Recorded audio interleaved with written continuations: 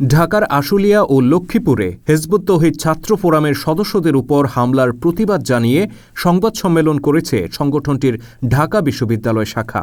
মঙ্গলবার বিকেল ৩টায় ঢাকা বিশ্ববিদ্যালয়ের ঐতিহাসিক মধুর ক্যান্টিনে এই সংবাদ সম্মেলনের আয়োজন করা হয়।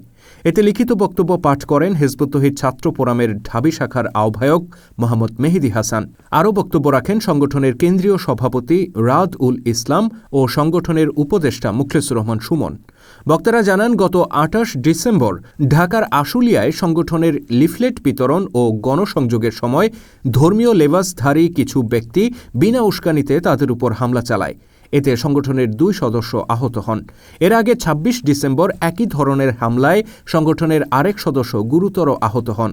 একটি ধর্মজীবী সাম্প্রদায়িক গোষ্ঠীর নেতৃত্বে বারবার এ ধরনের হামলা করা হচ্ছে বলে অভিযোগ করেন তারা। বক্তারা আরও বলেন, এই সাম্প্রদায়িক গোষ্ঠীটি বাংলাদেশকে চরম অস্থিতিশীলতার দিকে ঠেলে দিচ্ছে।